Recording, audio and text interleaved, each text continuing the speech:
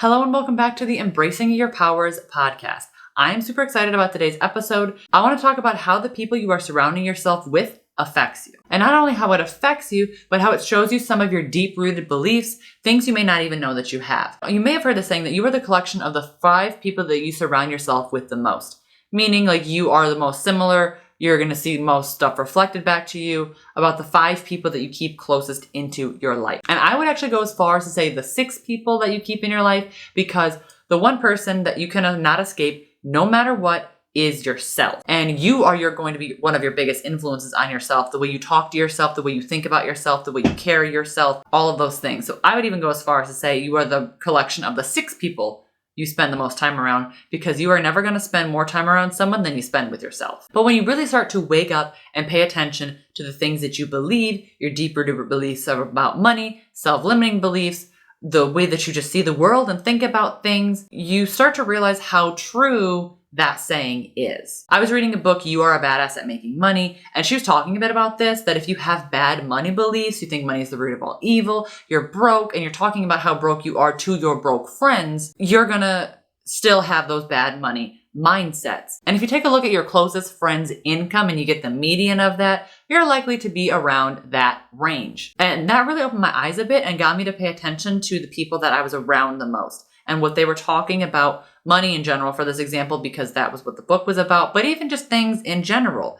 Are your friends going out and partying a lot? Are your friends drinking a lot? Are your friends complaining about how single they are? Are your friends complaining about how broke they are? Whatever, what are they doing? How closely does those habits that your friends have relate to you? And chances are they're going to be similar, because, we are influenced by the people around us. And if your friends are going out every Friday night and drinking and they're inviting you with them, then you're likely going to go out and do the same thing. And if your friends are talking about how sad and single they are, and you're trying to get advice from your single friends, then you're probably not going to get the best advice. So you don't want to take advice from people who are, I don't want to say beneath you, but like if you're trying to get money advice about how to be more rich and how to have more abundance in your life and how to manifest more and all these things, but you are taking advice from your broke friends, you're probably not going to get the best advice, because your friends are also broke. So they don't really know what they're talking about. And if you are trying to manifest a man into your life, or a woman, or anybody, but you are talking to your friends and complaining about how I can never find a partner, all these bad guys are coming to my life, or all these bad women, and I just don't know what to do, and you're getting advice from your friend that's always on Tinder, and she has 5-month relationships, and she has her spring flings, and she does all these things, and it is not in a committed relationship, then why are you taking advice from someone who's not in a committed relationship and is living the way that you don't want to live anymore because you want to settle down and have a committed relationship? Because if you have this mindset that you're going to be single forever, well, then that's exactly what you're going to find. You are going to attract the bad men into your life or the bad women into your life. You're going to attract the people that don't care about you, the ones who are going to ghost you after the first date, and so on. So you want to be really careful who you spend your time with, because first of all, in general, time is the most valuable asset we have. It is the one thing in this world that we will never get back.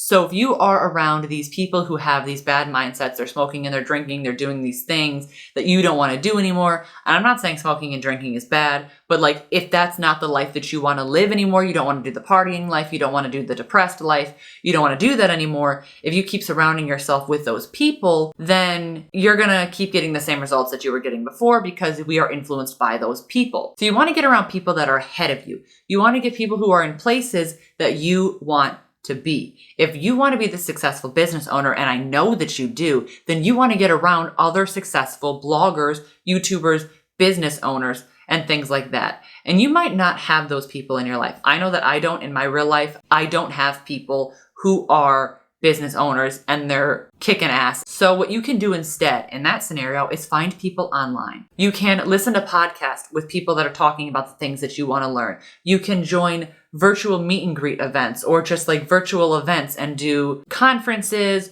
or webinars or something, or you can read books with the people that you want to have a similar mindset to. Personal development books is really helpful. You could join Facebook groups with those people. You could join email lists, or you can join Discord. I don't talk about it very much, but I have a Discord that I'll leave a link to it down below in the description if you want to join the server. I'm in there all the time sharing when I get blog posts go live and when YouTube videos go live, and just sharing random things about my cats and just like different things that are going on.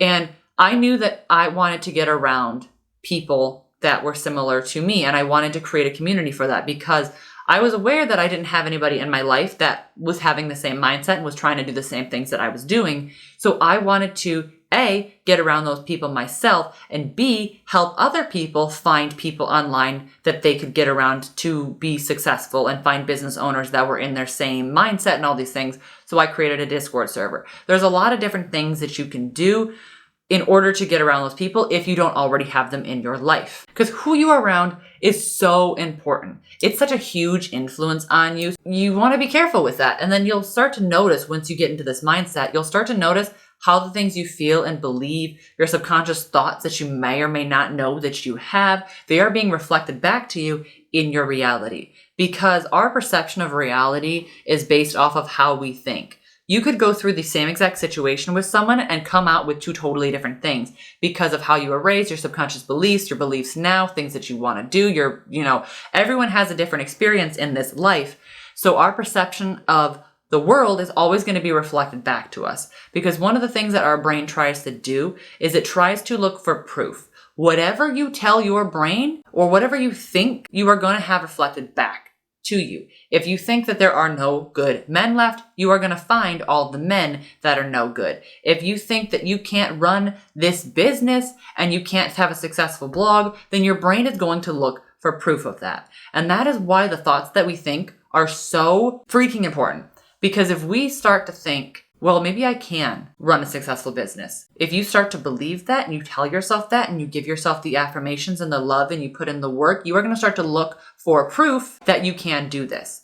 If you start to say, I want to find the love of my life, and you start to carry yourself as if you have found the love of your life, then you are going to eventually find the love of your life because your brain is looking for proof to be right. Your brain always wants to be right. So no matter if you tell yourself something good or bad, your brain is going to try and prove that to you. So for example, one of the things that I realized was I had this deep-rooted belief in not trusting myself. I didn't believe in my ability to run a business. I didn't trust myself to keep a routine or anything really. Like I didn't trust myself and I had a hard time trusting others as well. This comes from childhood trauma, which a lot of our subconscious beliefs come from childhood trauma. Basically, in the most lame scientific terms that I could muster from my understanding is your subconscious thoughts and brain and the way that you think, that's kind of formed by the time you were 7, I believe. Don't quote me on any of this, but the subconscious beliefs and things that you have, the deep-rooted beliefs in the way that you run your life, that is formed by the time you are 7.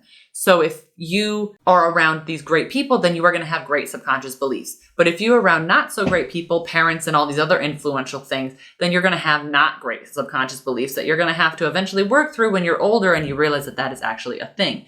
So a lot of the stuff that you'll notice from your life comes from childhood. And one of my things was not trusting anybody or being able to trust myself. When you have those beliefs, good or bad, your brain is going to try to confirm them. And you're also going to attract those people into your life. And you're going to see okay, I don't trust this person because the one thing that they did, even though they did 10 good things right, they did one bad thing. So all I'm going to focus on is that, as opposed to the 10 good things that they did, because the one bad thing they did reinforces my subconscious belief. Hopefully this is making sense because I am kind of just rambling, but I hope it's making sense. I heard this saying once that I thought was really great, which is if you are the smartest person in the room, you are in the wrong room because you want to continually be up-leveling. I assume if you are watching this podcast, you want to up-level your life. You want to be a successful business owner. So you need to get into the room of people who are more successful than you, who are smarter than you. So if you want to embrace your power, which is the exact point of this podcast as a whole, and you want to change your life for the better, how exactly do you think that you are going to do that? If you are partying with the same group of friends every weekend, you're probably not going to change your life that easily. You could, you might not, you're not likely to. But if you get around people who are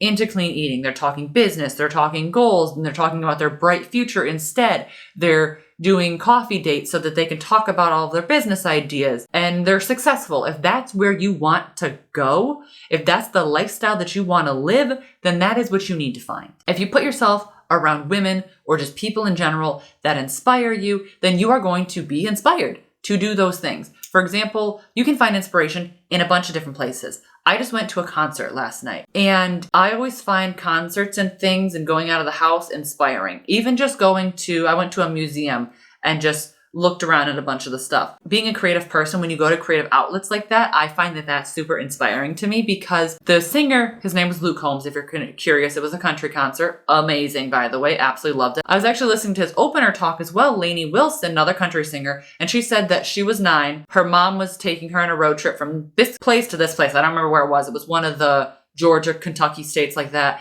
And she begged her mom to go to Nashville at the age of 9 because she knew that she wanted to be a country singer. And then now she's opening for someone who is doing a world tour. And Luke Combs was talking about 4, 5, 6 years ago. I don't remember how long ago. He wrote a song at 24. He was writing 3 songs in the recording studio. He only had enough money a few months later to record one of them. He decided to record a song called Hurricane, which went on to be his biggest hit. And that is so inspiring to me. Just seeing all of these people with their flashlights up, singing, dancing. I can't imagine the energy that you must feel on that stage to be there, from the recording process to the editing process to the writing process to the whole seeing your song come to life, hearing your song for the first time on the radio, and then you get there and you can listen to all of these people singing your song all there for you. If somebody can do that, if somebody can sell out arenas night after night after night, you could do anything that you put your mind to.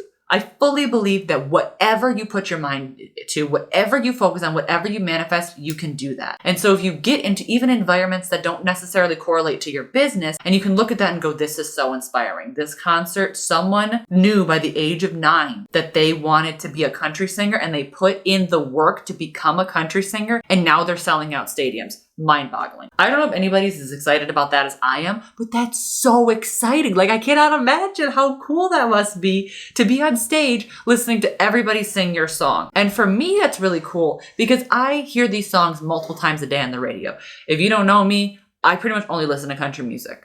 That's it. That's my passion. That's all I pretty much hear. And so I hear these songs multiple times on the radio, and being able to hear those songs live and be in the presence of that singer is so inspiring. And you want to put yourself into those scenarios to get inspired to start taking action. And that's why I started my Discord server, so that I can help people hopefully get around women that they want to be around, or anybody get around those people so that they can be inspired to start living their dreams. It's the reason why I started this podcast, is I want to inspire people to be able to go after whatever it is that they want, because I fully believe that you can do literally whatever the heck you put your mind to. One of the other things that I did, I started coaching because I want to help people get through the mindset. And I launched my blog audit and coaching package called Shine with Sarah. I want to be able to help people start their blogs and live their dreams. But that is a little bit of a tangent. However, it's true. All that is 100% true. And I know this business thing can be lonely because you're sitting at your computer all day, you're recording. I mean, I'm talking to a freaking camera by myself in a house alone with 2 cats, if you want to count those. But really, let's be real. All they do is bite me. It can be lonely, but it doesn't have to be, because you can find other people in your life to help lift you up, and then you guys can lift each other up. And this goes for any time that you are changing your life. It can be lonely because the people that you are surrounded by, your tribe, they're going to be in similar mindsets to you, and sometimes those people don't want to rise up with you, so you kind of have to leave them behind, or at least maybe not hang out with them as much, not see them as much, because they are in a different life than you want to live, and now you have to grow on your own